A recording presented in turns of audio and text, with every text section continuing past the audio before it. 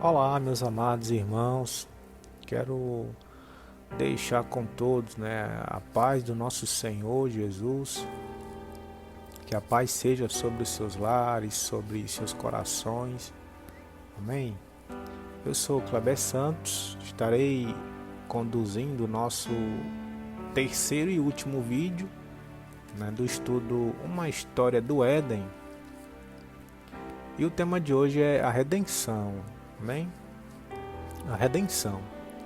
Antes de iniciarmos, queria pedir que você deixe o seu gostei, deixe o seu like e que você se inscreva no nosso canal, E se Deus falar ao seu coração, que você também não deixe de compartilhar, Porque fazendo isso, amados, vocês estarão nos ajudando a cumprir o nosso chamado em Cristo, amém?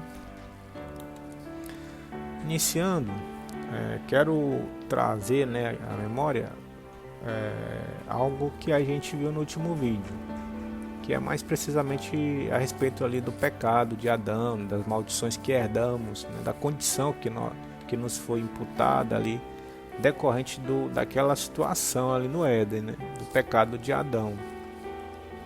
E essa condição, ela deixou claro que nós estávamos mortos em ofensas e pecados, Então nós estávamos mortos para com Deus, em ofensas e pecados. No livro de Romanos, capítulo 5, versículo 12, a palavra nos afirma, Portanto, como por um homem entrou o pecado no mundo e pelo pecado a morte entrou, assim também a morte passou a todos os homens, por isso que todos pecaram. Então, amados, nós estávamos mortos, em ofensas e pecados. É importante a gente frisar bem, essa condição, porque também a mesma palavra que diz que estávamos mortos, é a mesma palavra que vem dizer que nós somos vivificados em Cristo. Amém? Para a glória de Deus, somos vivificados em Cristo. E a palavra diz em Efésios, capítulo 2, versículo 1: E vos vivificou, estando vós mortos em ofensas e pecados. Bem? Então, enquanto a condição anterior, nós estávamos mortos em ofensas e pecados, a palavra diz, em Efésios, que nós fomos vivificados, desta condição, nós fomos resgatados. E nós vamos ver como isso acontece, amados. Vamos ver como isso acontece nesse estudo, amém? Ainda temos em Efésios 2:5, estando nós ainda mortos em nossas ofensas, nos vivificou juntamente com Cristo. Ele está falando quem, amados? Deus, Deus o Pai nos vivificou juntamente com Cristo, pela graça sois salvos. Então, meus amados, Deus, nós vemos aqui que Deus ele efetiva, seu plano de salvação. Como vimos no último vídeo, lá no Jardim do Éden, Deus ele já profetizou, além no momento que Deus estava distribuindo, as responsabilidades por cada, pelo pecado de cada um ali, da serpente, de Eva, de Adão, e a palavra de Deus disse, por inimizade entre ti e a mulher. Nós vimos no último vídeo, que na verdade esse versículo, Gênesis 3:15, ele era a profecia do Messias, E aqui, aqui Deus ele está cumprindo, está efetivando, a sua profecia. E só para entendermos, vamos ler aqui Lucas 9:22, Jesus, quando estava com os discípulos, ele falou, dizendo: é necessário que o Filho do Homem padeça muitas coisas e seja rejeitado dos anciãos e dos escribas, e seja morto e ressuscite ao terceiro dia. É necessário para quê? Jesus estava dizendo que era necessário, mas para quê? Para que se efetivasse, o plano da salvação de Deus o Pai, que foi profetizado lá em Gênesis 3:15. Amém?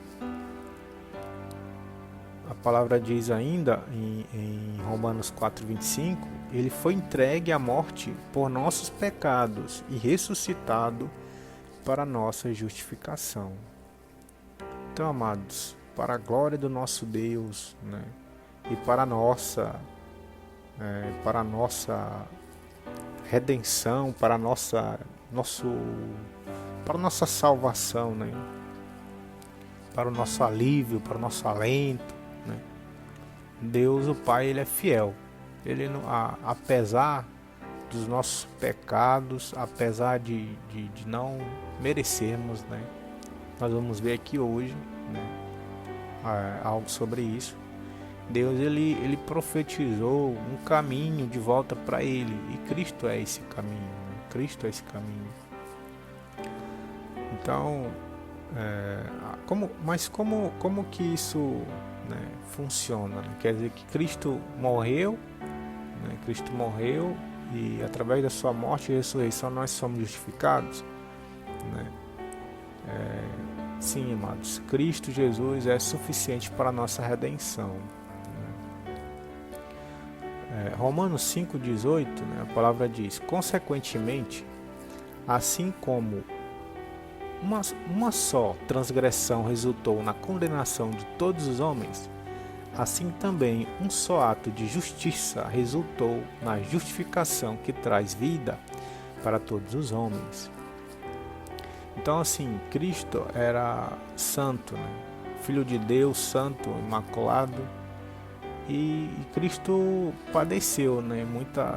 Padeceu muitas aflições, né? E foi morto, né? Morte de cruz.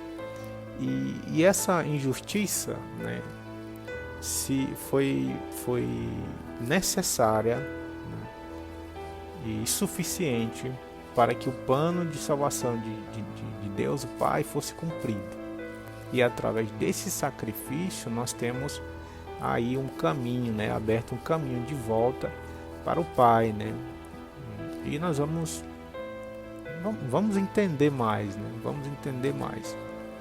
Romanos 5,19, a palavra continua: logo, assim como por meio da desobediência de um só homem muitos foram feitos pecadores, assim também por meio da obediência de um único homem muitos serão feitos justos, né? Muitos serão feitos justos. Então, amados, nós vemos aí, né, a palavra declarando que, né, o plano ali de salvação, né, do Senhor para conosco, né? A morte de Jesus foi ali o plano de salvação, a efetivação do plano de salvação, né, do homem, né, a redenção. Mas como se dá essa salvação, né, amados? Podemos perguntar, mas como se dá?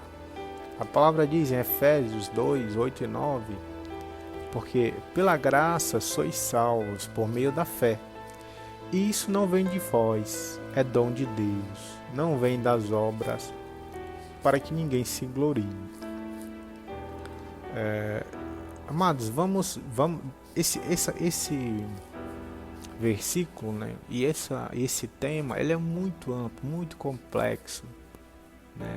Nós temos vários versículos que falam, né, ali que Cristo salva, que Ele é o caminho, Ele é a verdade, Ele é a vida, ninguém vai ao Pai senão por Ele. Mas é importante a gente entender o básico. Amém? A minha preocupação, né, nesse estudo é que vocês possam entender o básico. Amém? Então, porque pela graça sois salvos, né? Então, essa sentença ela nos deixa claro, né, que a nossa salvação é pela graça. E aí eu fui entender o que é graça. A graça é uma palavra do latim que significa favor, né? Significa também favor e benevolência, né? E segundo a palavra, a graça, ela é um favor imerecido, né? Um favor imerecido, né? Um favor imerecido ali que é como se o homem não merecesse, né? Mas Deus resolveu, mesmo assim, né, nos contemplar, nos presentear. Amém? Mas é importante a gente entender, amados, que a graça, ela não é de graça, entre aspas. A graça não é de graça. Por que esse trocadilho, né?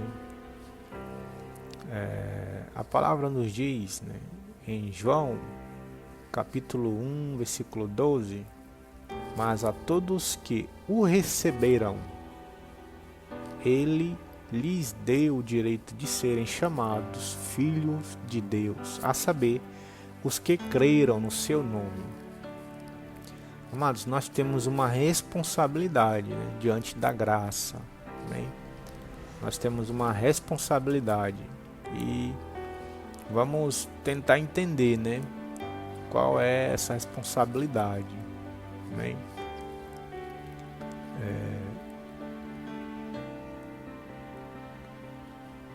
A palavra diz em João 1 que a todos que o receberam, né? A todos que o receberam. Amados, eu preciso receber, né, a graça. Eu preciso recebê-la. Né?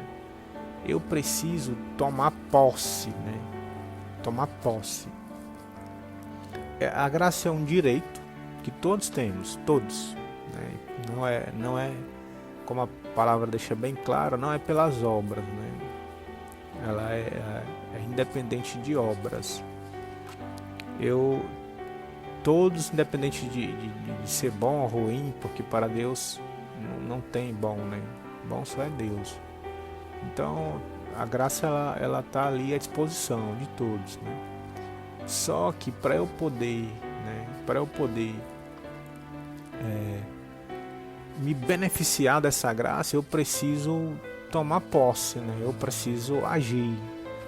Tem uma sentença do direito, né, que a lei ela não assiste a quem dorme, né? Então é mais ou menos assim, né? É mais ou menos assim. Nós precisamos nos posicionar, amados, frente ao sacrifício de Cristo.